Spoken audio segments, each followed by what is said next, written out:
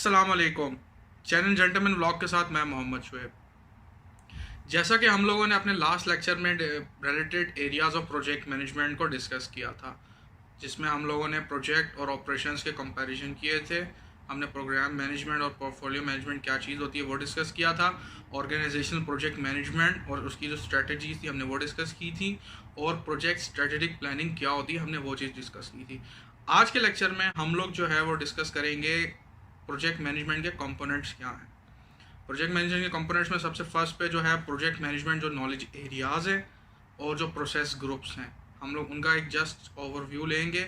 हम पहले भी उसको डिस्कस कर चुके हैं कि 10 नॉलेज एरियाज और 5 प्रोसेस ग्रुप्स क्या है हमारे as per the पिमबर्ग guide. Second पे हम लोग डिस्कस करेंगे वर्क परफॉर्मेंस डेटा, इंफॉर्मेशन और रिपोर्ट। ये कैसे क्रिएट होती है, ये क्यों क्रिएट होती है, हाँ, और ये क्या चीज़ होती है, हम इसको वो डिस्कस करेंगे। और प्रोजेक्ट लाइफ साइकिल्स क्या होते हैं, जिसके अंदर हमारे पास प्रिडिक्टिव, अडेप्टिव, इंक्रीमेंटल और आइटरेटिव, इनका हम ओवरव्यू लेंगे। हम डिस्कस करेंगे कि प्रोजेक्ट पे हमारे पास जो बिजनेस डॉक्यूमेंट्स होते हैं वो कौन से होते हैं और वो क्यों होते हैं, हम वो चीज़ ओवरव्यू करेंगे। और हम डिस्कस करेंगे कि प्रोजेक्ट पे बिजनेस केस क्या चीज़ होती है और वो क्यों क्रिएट होती है।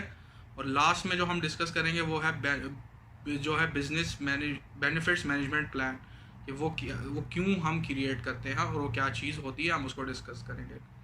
चले फिर चलते हैं लेक्चर की तरफ। सबसे पहले हमारे पास project management process groups and knowledge areas.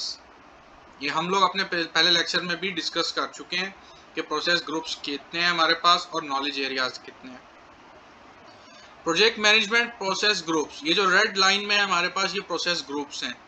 ये 5 प्रोसेस ग्रुप्स हैं एज पर द पिमबर्ग गाइड, जिसमें हमारे पास फर्स्ट पे है इनिशिएशन, सेकंड पे है प्लानिंग, थर्ड पे है एग्जीक्यूटिंग, फोर्थ पे मॉनिटरिंग एंड कंट्रोलिंग, और लास्ट है हमारे पास क्लोजिंग। ये हमारे पास प्रोसेस ग्रुप्स हैं। जो नॉलेज एरियाज हैं हमारे पास एज पर द पिमबर्ग गाइड, वो हैं हमारे पास 10 नॉलेज एरियाज।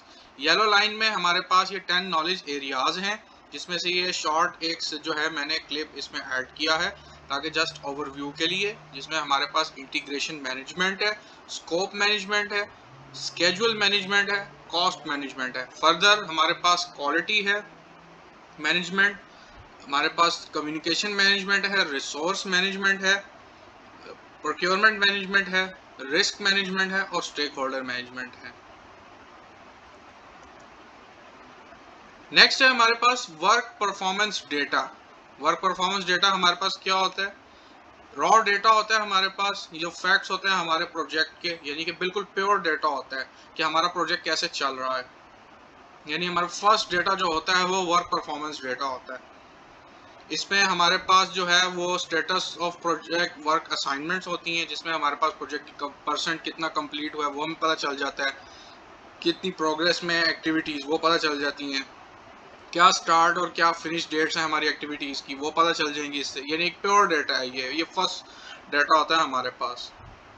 इसमें डेटा में हमारे पास क्या इंक्लूड होता है? हमारे पास कॉस्ट हो सकती है एक्टिविटीज़ की, नंबर ऑफ चेंज रिक्वेस्ट हो सकते हैं, या कोई डिफेक्ट है तो वो भी इसमें इंक्लूड हो सकता है, या कोई ड्यूरेशन है एक्टिविटीज़ की वो भी हमें इससे पता चल सकती हैं।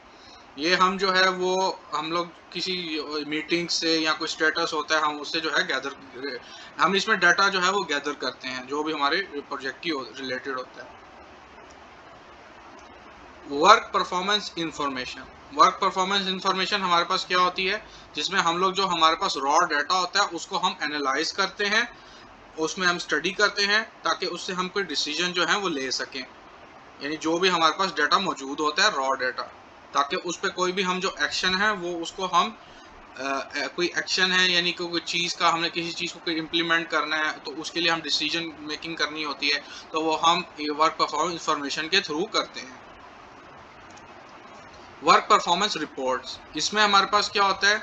ये हमारे पास एक फिजिकल डाटा होता है जो हमारे पास वर्क परफॉर्मेंस इंफॉर्मेशन से आता है, जिसको हम कम्युनिकेट करते हैं अपने स्टेक होल्डर्स को, या हमें जिसको भी प्रोजेक्ट पे कम्युनिकेट करना होता है तो हम वो वर्क परफॉर्मेंस रिपोर्ट के थ्रू करते हैं। इसमें हमारे पास स्टेटस रिपोर्ट्स होती हैं प्रोजेक्ट्स की, डिफरेंट मेमोज होते हैं, ये हमारे पास डैशबोर्ड्स में हो सकता है, या प्रोजेक्ट की अपडेट्स हो सकती हैं हमारे पास, और हमारे पास जो है हेल्प स्टेक होल्डर, यानी जो स्टेक होल्डर होते हैं उनको डिसीजन करने में आसानी होती है वर्क परफॉर्मेंस रिपोर्ट्स के साथ।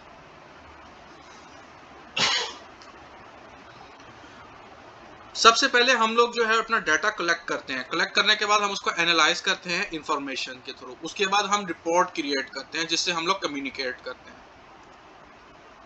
ये हमारे पास फ्लो चार्ट है कि कैसे वर्क परफॉर्मेंस डेटा हमारे पास आता है, कैसे हम उससे इंफॉर्मेशन बनती है और कैसे उसकी रिपोर्ट्स बनती हैं।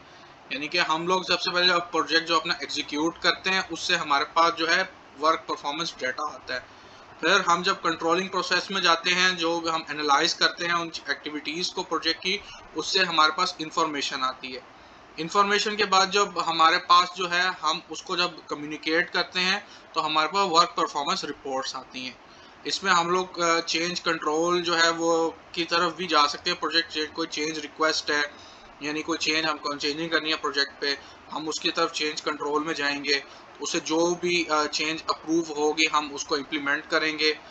वो इम्प्लीमेंट करने के लिए हम वो वापस एग्जीक्यूटिंग प्रोसेस में जाएंगे, वो चेंज को इम्प्लीमेंट करते हैं, फिर हमें रिपोर्ट्स आएंगी, फिर हम वो रिपोर्ट्स को प्रोजेक्ट कम्युनिकेशन के थ्रू करना है, यानी अपने टीम मेंबर्स को, अपने स्टेक होल्डर्स को, और हम अपने प्रोजेक्ट मैनेजमेंट प्लान को और जो प्रोजेक्ट के जो डॉक्यूमेंट्स होते हैं उनको भी अपडेट करते रहते हैं as per the change. Tailoring process, tailoring process यानी कि हम लोगों ने कौन कौन से जो प्रोसेस हैं अपने प्रोजेक्ट पे यूज़ करने हैं। यानी कि हमारे पास जो 49 प्रोसेसेस हैं वो हम एक प्रोजेक्ट के ऊपर नहीं यूज़ करते, हमें डिफरेंट जो है हम एज वो प्रोजेक्ट जो है वो वेरी करते रहते हैं। सबसे पहले हमारे पास है choose what processes should be used on project, कि हम लोगों ने कौन कौन से प्रोसेस अपने प्रोजेक्ट के मुताबिक यूज़ करने हैं। सेकेंड है what depth the processes should be use, यानी कितने हमने डेप्थ तक या कितने एक्सटेंट तक अपने प्रोसेसेस को यूज़ करना है। ये डिपेंड करता है, अगर हमारे पास लार्ज प्रोजेक्ट है या हाई प्रोफाइल प्रोजेक्ट है तो हम मज़ीद डीप में जाते हैं अपने प्रोसेसेस में, या हमारे पास स्मॉलर प्रोजेक्ट्स हैं तो हम उतना डीप में हमें जाने की ज़रूरत नहीं पड़ती। यानी कि बड़े प्रोजेक्ट्स में हो सकता है हम लोगों को क्वांटिटेटिव जो रिस्क एनालिसिस है वो करना पड़ जाए, क्वालिटेटिव करना पड़ जाए, हम वो छोटे प्रोजेक्ट में हमें उसकी ज़रूरत ना पड़े। तो वो यानी कि ये डिपेंड करता है project to project. Number third है not every process is needed on every project, यानी कि हर प्रोसेस जो है हमारे पास, हम हर प्रोसेस जो है हमारे पास हम वो हर प्रोजेक्ट पे उसकी ज़रूरत नहीं पड़ती। थर्ड पॉइंट ये कहता है। फोर्थ पॉइंट है हमारे पास the larger the project more processes are needed, यानी कि जितना बड़ा हमारे पास प्रोजेक्ट होगा उतने हमें प्रोसेसेस अपने प्रोजेक्ट पे चाहिए होंगे। ये हमारे पास जो है टेलरिंग प्रोसेस है। ये डिपेंड करता है प्रोजेक्ट टू प्रोजेक्ट, और ये इसके चार जो है की फैक्ट्स हैं हमारे पास कि कौन सा प्रोसेस हमारे पास किस प्रोजेक्ट पे जो है फिट बैठता है, तो वो हम टेलरिंग प्रोसेस के थ्रू करते हैं। टेलरिंग एंड पिमबॉक गाइड, यानी कि पिमबॉक गाइड में हमारे पास जो टेलरिंग प्रोसेसेस हैं वो कैसे हैं, वो हमारे पास नॉलेज एरियाज में है कि नॉलेज एरियाज में हमें बताया है कि हम लोगों ने कैसे टेलरिंग करनी है। हमारे पास प्रोसेसेस में है कि हमने प्रोसेसेस में कैसे टेलरिंग करनी है प्रोजेक्ट टू प्रोजेक्ट, और कौन सा जो है हमारे पास जो है वो जो हम टेलरिंग के थ्रू हम लोगों को कौन सा प्रोसेस जो है हमारे पास ये नॉलेज एरिया हमारे प्रोजेक्ट के मुताबिक फिट बैठता है। और हम लोगों ने जो कैसे प्रोजेक्ट जो टेलरिंग या कैसे हम लोगों ने जो थ्रू आउट द जो प्रोजेक्ट है उसको कैसे हम लोगों ने लेके चलना है किस टेलरिंग प्रोसेस को, तो ये पिम्बॉक गाइड में हर जो है नॉलेज एरिया वाइज और प्रोसेसेस वाइज एक्सप्लेन है। नेक्स्ट है हमारे पास predictive life cycles. Predictive life cycles हमारे पास क्या होते हैं, प्लान ड्रिवन होते हैं हमारे पास, जिनको हम लोग वाटरफॉल अप्रोच भी कहते हैं। वाटरफॉल अप्रोच यानी कि हमारे पास एक हाई लेवल डाटा होता है, उसको हम लोग अब काम करके क्लोज क्लोज क्लोज यानी जो काम करते रहते हैं और फिनिश ऑफ द जो प्रोजेक्ट होता है उस पर हम लोग आ जाते हैं। तो ये यानी कि हमारे पास वाटरफॉल अप्रोच है, यानी कि हम लोगों ने हाई से स्टार्ट करके बॉटम तक आना है। ये प्रिडिक्टिव लाइफ साइकिल है। इसमें हमें प्रोजेक्ट लाइफ साइकिल का पता होता है, हमें पता होता है हमारे प्रोजेक्ट पे क्या रिक्वायरमेंट्स हैं प्रोजेक्ट्स की, कैसे हमने क्या कंप्लीट करना है, क्या हमारे पास जो है एंड प्रोडक्ट होगा। ये प्रिडिक्टिव लाइफ साइकिल जो है मोस्ट यानी फेवरेबल जो है कंस्ट्रक्शन प्रोजेक्ट्स में होता है, जिसमें हमें पता होता है कि हम लोगों ने कंस्ट्रक्शन किस चीज़ की करनी है और उसमें क्या क्या फेजेस होंगे। फेजेस यानी कि सपोज हमारे पास अगर एक बिल्डिंग प्रोजेक्ट है तो उसमें हमारे पास एक फेज में फाउंडेशन होगी। फाउंडेशन के बाद हम लोग जो है ऊपर सुपर स्ट्रक्चर पे जाएंगे। सुपर स्ट्रक्चर में हमारे पास जो एक्टिविटीज़ जो भी होंगी इलेक्ट्रिकल, मैकेनिकल, सिविल से रिलेटेड, वो हमारे पास फेजेस होंगे। यानी इसमें हम लोगों को पता होगा कि हम लोगों ने क्या चीज़ करनी है और क्या एंड रिजल्ट होगा। ये प्रिडिक्टिव लाइफ साइकिल होता है। इसमें जो होता है स्कोप वो हमारे पास टाइटली कंट्रोल होता है, यानी कि वो बहुत कम चांसेस होते हैं उसके चेंज होने के।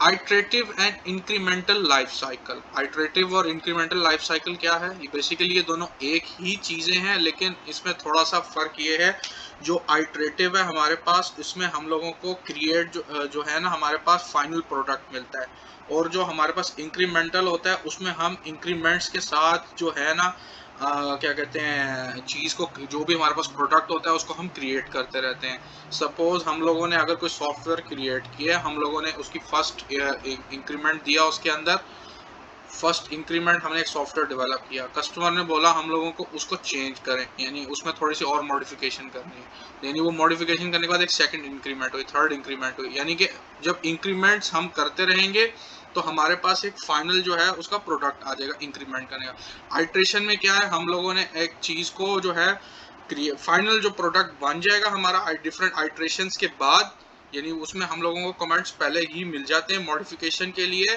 तो हमारे पास तब फाइनल प्रोडक्ट मिलता है। और इंक्रीमेंट में क्या होता है, हमारे पास अभी फाइनल प्रोडक्ट हम जब प्रोडक्ट क्रिएट कर लेते हैं तो उसके ऊपर हम लोगों को जो मॉडिफिकेशन करनी होती है वो हम तब करते हैं। यानी कि यहाँ पे लिखा है फेजेस रिपीट थ्रू आइट्रेशंस, यानी आइट्रेशंस हम लोग रिपीट करते रहते हैं जो हमारा फाइनल प्रोडक्ट होता है उसको अचीव करने के लिए। आइट्रेशंस क्रिएट डिलीवरेबल्स, यानी कि आइट्रेशंस जो होती हैं वो डिलीवरेबल्स को क्रिएट करती हैं जो फाइनल प्रोडक्ट होता है हमारे पास।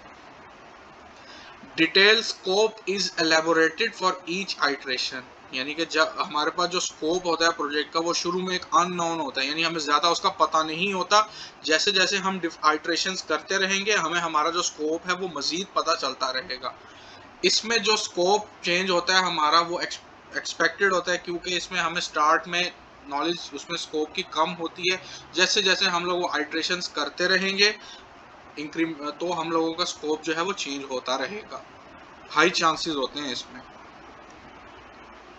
Adaptive life cycles.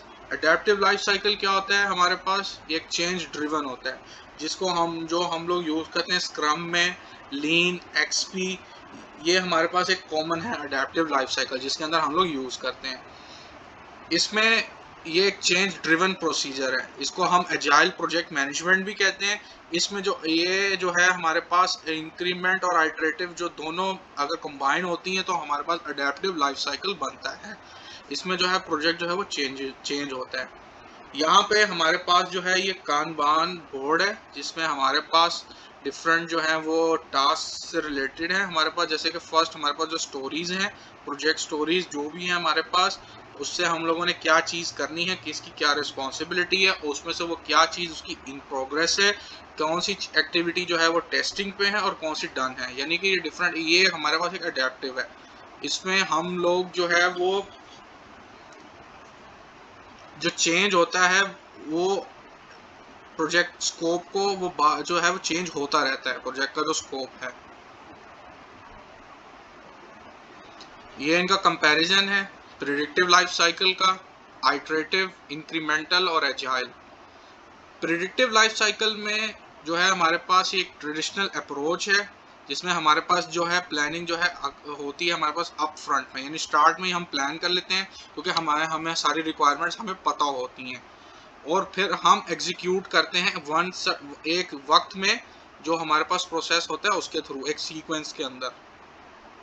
आइटरेटिव में क्या होता है, इसमें हमारे पास जो अप्रोचेज होती हैं वो अलाउ करती हैं जो भी फीडबैक होता है हमारे पास एक अनफिनिश प्रोजेक्ट का, हम उसको इम्प्रूव करते हैं और मॉडिफाई करते हैं वर्क को, यानी कि हमें फीडबैक जो है साथ साथ मिलता रहता है।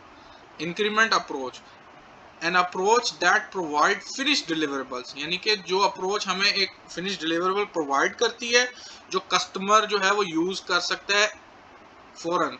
यानी कि जो आइटरेटिव है उसमें क्या है, हमारे पास हम लोगों का भी काम कंप्लीट नहीं हुआ, उसमें हम जो है वो फीडबैक मिल गया तो हम दोबारा उसकी आइटरेशन करेंगे। इंक्रीमेंट में क्या होता है कि हम उसको एक फिनिश प्रोडक्ट जो है वो देते हैं उसके अंदर डिफरेंट इंक्रीमेंट्स के साथ। एजाइल में क्या होता है, जिसमें हमारे पास बोथ होते हैं, आइटरेटिव भी और इंक्रीमेंटल भी। जो हमारा वर्क होता है उसको हम मजीद रिफाइन करते हैं और डिलीवर करते हैं। इंट्रोड्यूसिंग बिजनेस डॉक्यूमेंट्स हमारे पास कौन कौन से हैं, जिसमें हमारे पास प्रोजेक्ट्स बिजनेस केस है, प्रोजेक्ट चार्टर है, प्रोजेक्ट मैनेजमेंट प्लान है और बेनिफिट मैनेजमेंट प्लान है। ये हमारे पास प्रोजेक्ट लाइफ साइकिल है, जिसमें प्री वर्क प्रोजेक्ट हमारे पास क्या है, स्टार्टिंग ऑफ द प्रोजेक्ट में कौन से डॉक्यूमेंट्स हम करते हैं, और ऑर्गेनाइजिंग एंड प्रिपेयरिंग जो हम फेज होता है उसमें हम कौन सा करते हैं, जब हम काम कैरिंग आउट द वर्क, हम काम कर रहे होते हैं तब क्या होता है, और कंप्लीट ऑफ द प्रोजेक्ट। इसके अंदर जो प्री वर्क होता है हमारे पास, उसमें हम असेसमेंट्स करते हैं कि हमने प्रोजेक्ट क्यों करना है। उसके बाद हम बिजनेस केस बनाते हैं। बिजनेस केस के साथ ही हम लोग जो है business management benefits management plan create करते हैं। यानी कि ये बिजनेस केस और बिजनेस बेनिफिट्स मैनेजमेंट प्लान, ये प्रोजेक्ट इनिशिएट करने से पहले का ये डॉक्यूमेंट्स होते हैं। हम जब प्रोजेक्ट जब हम प्लान कर रहे होते हैं कि हम लोगों ने प्रोजेक्ट क्यों करना है, उसकी डिफरेंट असेसमेंट करते हैं, उसमें अपने बिजनेस वैल्यूज़ को निकालते हैं, उसके बेनिफिट्स, तो ये तब हम ये डॉक्यूमेंट्स और ये बिजनेस केस और बेनिफिट मैनेजमेंट तब क्रिएट करते हैं। स्टार्ट ऑफ द प्रोजेक्ट, इसमें हम लोग जो है प्रोजेक्ट का चार्टर बनाते हैं। ये एक हाई लेवल डॉक्यूमेंट होता है ये भी, जिसको हम लोग जो है इसमें हम लोगों के पास हाई लेवल रिक्वायर डाटा होता है हमारे पास, जिसमें हम ऑर्गेनाइजेशन को एक प्रोजेक्ट जो है ऑथराइज करते हैं, प्रोजेक्ट मैनेजर को भी ऑथराइज करते हैं, और इसमें हम डिफरेंट जो स्टेक होल्डर्स या हम लोगों को जो क्या कहते हैं, क्या रिस्क है प्रोजेक्ट के ऊपर हाई लेवल के ऊपर, क्या रिक्वायरमेंट्स है हाई लेवल, क्या स्कोप है, वो हम प्रोजेक्ट चार्टर के अंदर मेंशन करते हैं।